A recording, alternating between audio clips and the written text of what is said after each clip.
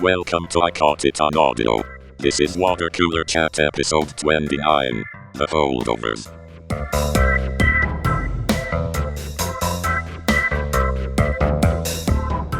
Welcome to I Caught It on Audio. Today we're going to gather around the water cooler and have a chat about the movie The Holdovers. We decided to take a look at movies we think might get nominated for Best Picture at the upcoming Academy Awards, and this one's getting a lot of buzz. This is a movie starring Paul Giamatti, where he is a teacher at a boarding school, and he and a few students are stuck over break at the school. Matt, why don't you tell us what you thought of this one? I really liked it. I was thinking about it this morning. I thought we'd get more with some of the other kids that are held over initially, but it really becomes just three characters you're focused on. I really enjoyed it. Zach, what'd you think? I also really liked it. I've liked the director, Alexander Payne, and most everything that he's done before this. And I've also really liked Paul Giamatti throughout his career. But I think the really refreshing thing about this, after watching lots of other movies, is how it has a really great arc where the character, I'm talking specifically about Paul Giamatti, but each one of the characters has their own little subtle things, and some not so subtle. But for Paul Giamatti's character, Paul Hunham. Paul Hunham. I think it's Hunham. Let's go Hunham. I think it's Hunham. Yeah, Hunham. Maybe Unam. Anyway, Zach, H's. don't let us distract you from your salient points here. Go ahead. He's a teacher, and so like you guys said, you said, Matt, he gets held over, and he's not supposed to be held over. There's this other teacher that makes up some BS thing, like his mother's in the hospital or something. Lupus. And Mother has lupus. Yeah. Everybody knows it's BS, but it's just his way of getting out of. Except for Dr. House. Yeah, Dr. House is always going to think about lupus and then dismiss it. It's never lupus. Paul Hunham gets stuck with the kids, and like you said, Matt, there's a bunch of kids at first, but then it really gets kind of narrowed down to this Angus character who was supposed to go to, I think, St. Kitts. Yeah, with his family, and then his mom calls him at the last minute and says, "Nope, that's not happening." She wants to go and be with the stepdad character and do their own thing. So it goes from there, and the way that the characters are at the beginning is not how they end up at the very end, but there's extreme growth and extreme change that is very meaningful and appropriate, mostly very logically thought out. I thought the writing on it was really good. The dialogue, the scenes, the way things played out made a lot of sense. I also like the humor that just kind of comes periodically, the very subtle humor. I think one of my favorite parts is when the Angus character is running away from Paul, and he goes and jumps on the trampoline thing to vault over the pommel horse, whatever that thing is. Yeah. And it's just so, kind of off the cuff, and then he dislocates his shoulder. It's little moments like that I think are really great. I also really liked the cinematography on it. It had this very 70s feel to it. And it was very intentional, like the way that the soft lighting, film grain, the little bits of imperfections, the things that you would get often in 70s films that you just don't see very much anymore, because everybody's so meticulous about cleaning up the frame and digital noise reduction and making everything look so pristine. But I liked that, the way that they did that, so that it made you feel like it was of that time period, even though it wasn't. It was a new production. So I also liked Divine Joy Randolph's role. She was great. She was the one of the cooks in the at this the head cook.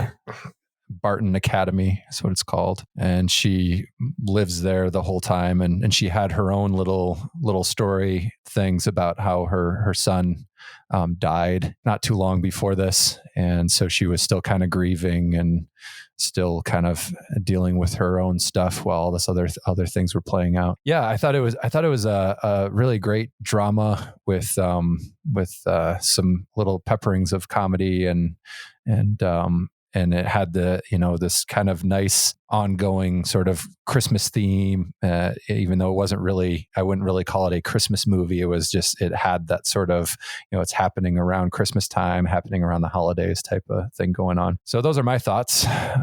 Dave, what do you got on this one? I really liked it as well. It was a little slow getting started, but Paul Giamatti is one of the great actors of our time, and I absolutely love him in just about everything he does. I think he portrayed Paul Hunham as I get it right perfectly. His character development and the arc that he goes through is really, really interesting. Mary Lamb, the Mary Lamb character is really good too. The actor Divine Randolph is in, if I'm not mistaken, she's in Only Murders in Our Building, right? Yeah, she is. Mm-hmm. And that's kind of a stilted role. I don't think she gets much opportunity to do much, but the little bit that she does is always enjoyable. So it was nice to see her be able to expand her repertoire and show that she's actually a really good actress. And even the kid did a good job. I don't know how old Dominic Sessa is when I call him a kid. He's 21 years old, so not a kid exactly, but he plays a child, a teenager. I thought he was great. I loved the scene where he jumps, he does the vault in the gym was great. But I think the best part of that was when they're all sitting around for dinner that night. And then the custodian comes in. I saw the darndest thing, or whatever he said. That was it was what, 20 minutes later, and then it had this great callback to earlier, and just this great moment to introduce that character, and it was real good. Dan, what did you think? I could go on listing scenes forever. What did you think, Dan? I really liked it.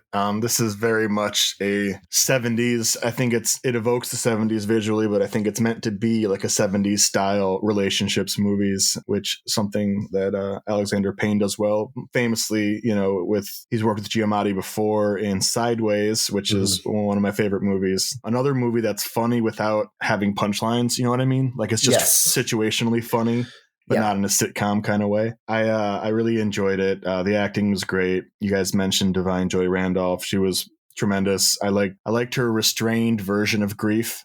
Yeah. It wasn't over the top and obvious, but it was leaking out of her despite her efforts to not give into it. Dominic Sessa is the guy that played, you mentioned, he's 21.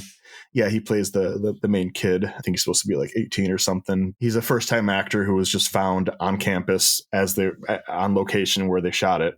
Tremendous considering he's never acted before. Yeah. He holds up his end of things. Giamatti's great. Just you got to give him a good role. The scene I laughed the loudest in, although the other ones were great, was when they're at the bowling alley and Dominic is asking him about his lazy eye, and then he says, "I don't know, which one is it?" And he stares at him and starts pointing in different directions.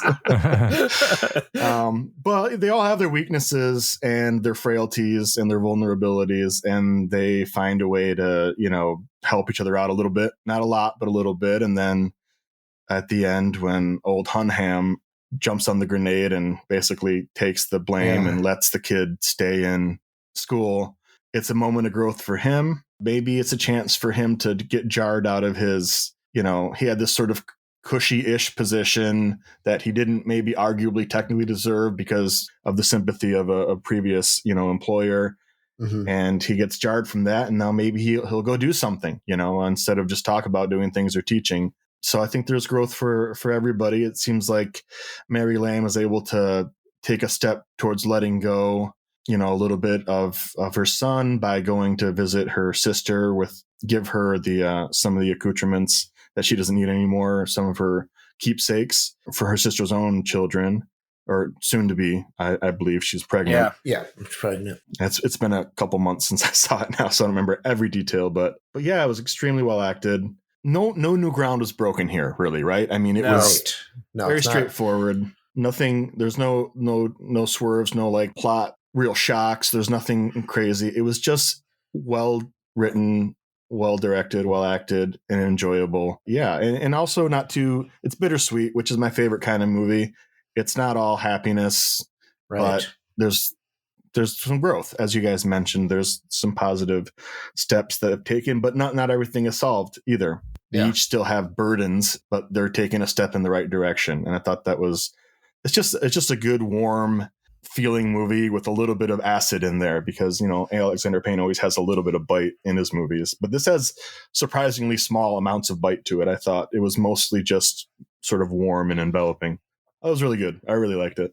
All right. Well, do we want to move on to nomination predictions, or does anybody have more to say about it? Or I just want to say that Angus's mom and stepdad are just god awful. Yeah.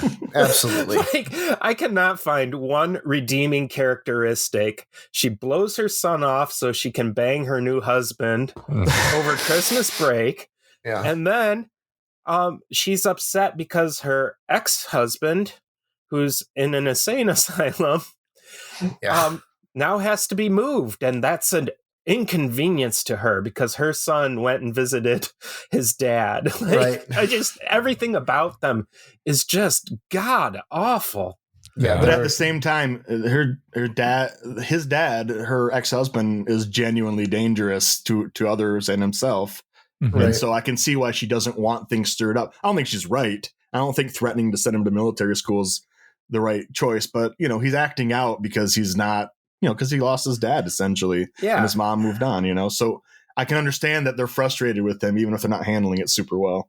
So Giamatti and Randolph both got, I believe they both won their acting awards that they were not Golden Globes? Golden Globes.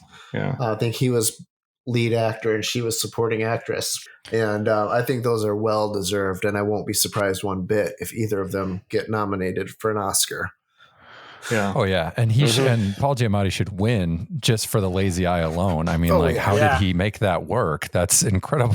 It's gotta be CG, right? I think so. Yeah. You would think, but He doesn't. I watched him in a He doesn't couple of have that interviews much after control. that. So I was thinking, because in the first half of the movie, you're thinking, oh, did I just never notice that Paul Giamatti has a lazy eye? Right. You know. And then later on, I was like, no, that's how could they possibly have done that? And when you watch him in interviews, he doesn't have a lazy eye. So no. I'm sure that was a little bit of CGI. But if he did it himself, then yes, bonus points for body control. Gretchen thought it could be a contact too. Yep. Yeah. It could just be something physically on his eye. Okay, yeah, that could be. I'm not sure how they did it. They have like full eyeball contacts that they can put on. Oh, gross. Yeah. Gross is right. But honestly, I just want him to win so we can get another shot of him with his award at In-N-Out Burger. Which is a callback in a way to the end of Sideways when he opens his bottle of wine at some little fish and chips place or whatever. Yeah. Yeah. Spoiler alert. Yeah. So what do we think about the costume design and makeup and all that stuff? It's not really flashy, I think, which makes me think it'll probably get pushed out by like period pieces. And I can think of a bunch of other movies that will definitely get nominated, and I'm not sure there's room for the more subtle 70s thing. I don't know. I might be wrong. It was all very appropriate for the story that they were telling. It just, it's one of those things when you do your job really good, people don't notice it. So. Right. Exactly. like I was. You could have told me that this movie was filmed in the 70s with people wearing their normal attire, and I believe you. If you didn't know any of the actors, you would think so. Yeah. Which is a testament to the quality of these aesthetic aspects of the movie. But like you said, Dan, none of it's flashy. It's not like right. It's not like Victorian era or some big sci-fi production or anything like that. So yeah. So whether it deserves it or not, I suspect they won't. There'll be other ones where it's like, oh, we got to give it to to this or that. No, Zach, you said you really liked the cinematography, and I agree. Do you think it'll get nominated for that though? Probably not.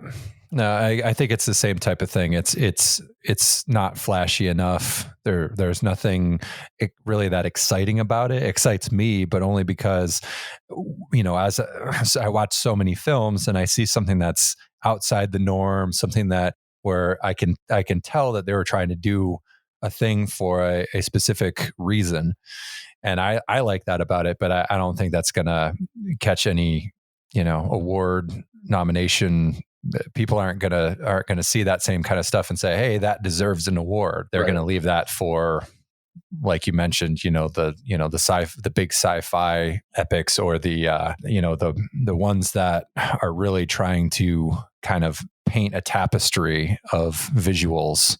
It's not going to be added some filters on to give a little bit of film grain and stuff like that. Yeah, it was very, very expertly done. I liked how they captured both the sort of beauty and starkness and sort of dreariness of winter in the northern U.S. I thought that was really good. And we are obviously, we all grew up in Michigan, so we know what that looks like. And I think they did a great job with that.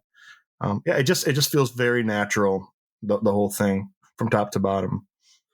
Yeah, I think we've come to a point in film where while this movie is very nice to look at, like, this is kind of the minimum for acceptable. Everyone seems to be able to hit this level of cinematography and with technology. Technology, yeah. So and it's a very good looking movie, but yeah, it's nothing out of the ordinary. All right. Screenplay. Is this an adapted or an original? I know. Adapted, I believe. David Hemingson. I think. Maybe I could be wrong. Maybe I'm just thinking that because usually Alexander Payne writes his own movies. Maybe it is original. Yeah, it looks original. Okay. Do we think Hemingson deserves a nomination for the writing? I think it's really good writing. I wouldn't be mad if he got it. I have a feeling that this particular movie is going to get edged out in some of these areas that it's worthy, but there will be others that are more likely to take it up. Christopher Nolan, whoever wrote the Killers of the Flower Moon, those ones are I think guaranteed, and this is sort of like on the fence. It's also his first David Hemingson. It's his first. It's his writing debut, so he's never written a screenplay before, according to this. Well, this is a lot better of a screenplay than Oppenheimer, as far as I'm concerned. I would say so for sure. So it looks like he has worked on television, but this is his first actual film. So he does have experience, but not in the film area. I think it has a better shot at screenplay than it does at costuming and cinematography because it's a very talky movie. So I think it has a decent shot. I would say that is, other than the acting, that is maybe its best chance. Other than Best Picture, because there's 10 of them. I feel like there's a real good chance it gets into Best Picture, which is, I guess, a good segue. I think that's a real possibility. I think it's a likelihood.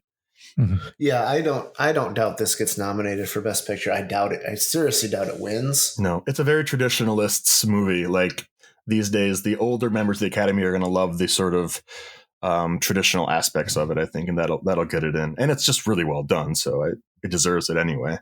All right. Tell us what you think of The Holdovers in the comments. Like and subscribe. If you want more content like this, you can find everything we've done at 64tacos.com. And if you really liked it, go to buymeacoffee.com/64tacos, and you can buy us a taco. Thanks for listening.